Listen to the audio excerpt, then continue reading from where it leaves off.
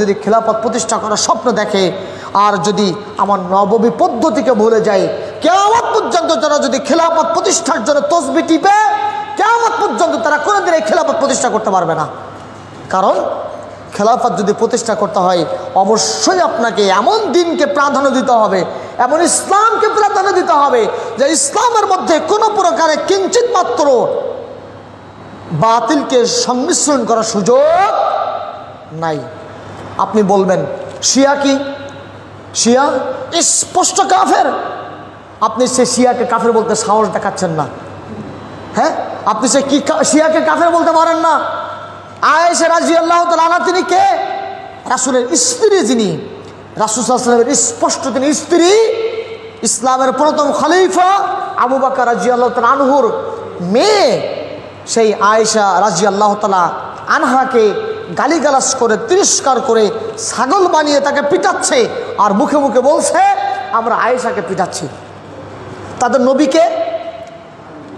নবীকে আলী রাদিয়াল্লাহু তাআলা আনহু, কিন্তু স্পষ্ট নবী হলো মুহাম্মদ রাসূলুল্লাহ সাল্লাল্লাহু আলাইহি ওয়াসাল্লাম। হাদিস স্পষ্ট, আল্লাহ রাসূল তিনি বলছেন লা নাবিয়্যা বাদা, আমার পর আর কোনো নবী আসবেন না। কিন্তু শিয়ার দাবি হলো যে নবী আসবে, এই খেলাফত আসবে হলো আলীর উপরে, কিন্তু ভুল করে সেই নবীর যে খেলাফতটা, নবীর যে অবস্থানটা চলে গেছে কার উপরে? রাসূলের উপরে, মুহাম্মদের উপরে। তারা এটাকে মনে করছে। আবার অপর দিকে বলছে ইসলামের প্রথম খলিফার অধিকারী কে? তারা বলছে তাদের দাবি হলো আলী রাদিয়াল্লাহু তাআলা আনহু। এটা তাদের দাবি। এই যে ইসলামকে নিয়ে বাজেভাবে মানুষের মাঝে উপস্থাপন করা এবং নবীর জায়গাতে মোহাম্মদকে নবী হিসেবে না মানার ক্ষেত্রে আলীকে নবী হিসেবে মানা, এই যে তাদের মধ্যে সাহস, স্পর্ধা, তারা স্পষ্ট কাফের। এবং তাদেরকে যারা ভাই মনে করে তারা কোনো দিন কোনোভাবেই সঠিক পথ সম্মুখীন হতে পারে না।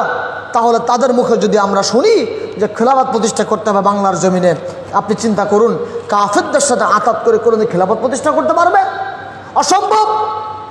এখানে আপনারা অন্য ঘরানা ভাই থাকতে পারেন, অন্য ঘরানা ভাই আপনারা থাকতে পারেন, কিন্তু আপনাকে জানতে হবে, বুঝতে হবে কমপ্লিট ইসলাম কোনটা, পিওর ইসলাম কোনটা, ইসলাম পিওর কোনটা, সেটা আপনাকে মেনে পথ চলতে হবে। আল্লাহ আপনাকে বুদ্ধি দিয়েছেন, ব্রেন দিয়েছেন, আল্লাহ আপনাকে জানার সুযোগ দিয়েছেন।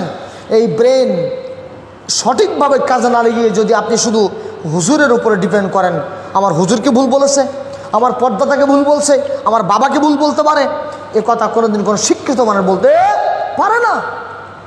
মূর্খ বলতে পারে, পাগল বলতে পারে, কিন্তু বুঝবান জ্ঞান সম্পন্ন মানুষ কখনো কোনোদিন হুজুরের উপরে দোহাই দিয়ে দিন মানতে পারে না। কোনোদিন শিক্ষিত মানুষ বাবার উপরে দোহাই দিয়ে কখনো দিন মানতে পারে না। কোনো শিক্ষিত বুঝবান মানুষ কোশ্চিনকালে দাদা পর্দাদের উপরে ডিপেন্ড করে দিন মানতে পারে না। অবশ্যই দিন মানার ক্ষেত্রে দেখে কোরআন এবং সুন্নাহ, কিতাবুল্লাহ, সুন্নাত রাসূলুল্লাহ, আল্লাহর কিতাব রাসূলের সুন্নাতকে ফলো করে। সম্মানিত উপস্থিতি, খেলাফত যদি প্রতিষ্ঠা করতে হয় অবশ্যই আপনাকে কোরআন এবং সুন্নাহকে মানতে হবে।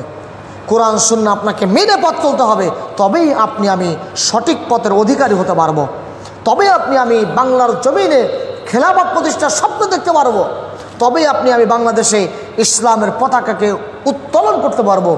নচেত অন্যথায় এই বাংলার জমিনে খেলাফত প্রতিষ্ঠা কখনো সম্ভব নয়। আপনি বললেন কাফেররা আমার ভাই, কিন্তু আল্লাহ সুবহানাহু ওয়া তাআলা স্পষ্ট বলছেন কাফেরদেরকে কাফের বলতে হবে, কাফেরদেরকে কাফের বলতে হবে। আপনি সেই কাফেরের পূজা মণ্ডপে গিয়ে কোন ইসলামী দল যদি উদ্বোধন করে দিয়ে আসে, এটা কোনোদিন জায়েজ নয়, এটা স্পষ্ট হারাম। আমরা এই হারামকে হারাম বলি, এটা শিরক।